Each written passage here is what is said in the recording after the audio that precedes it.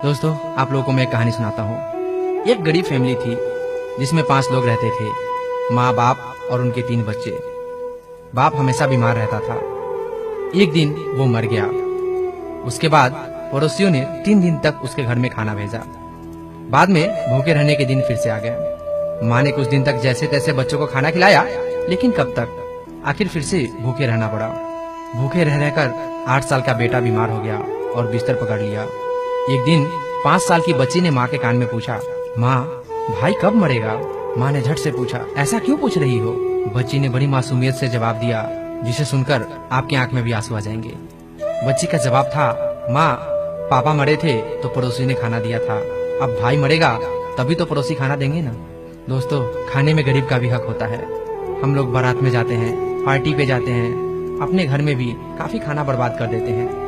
आप लोगों से मेरी विनती होगी कि प्लीज उतना ही खाना अपने थाली में रखें जितना आप खा सकते हैं। अन्न का एक दाना भी बर्बाद ना करें, क्योंकि जिस दाने को हम प्लेट में रखकर और जूठा करके फेंक देते हैं, उसको खाने के लायक बनाने में किसानों ने कितनी मेहनत की होगी, कितनी मेहनत के बाद उसको उपजाया होगा, फिर कितना मेहनत करने के बाद उसको खाने लायक बनाया होगा।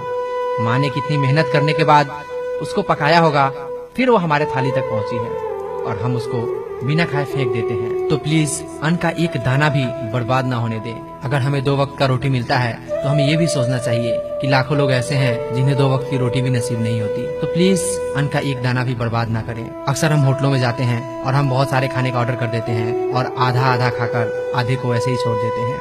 वो खाना बर्बाद जाता है। पैसे हमारे हैं, हम खाने को खरीद सकते हैं, लेकिन उसको बर्बाद करने का हक हमारा नहीं है।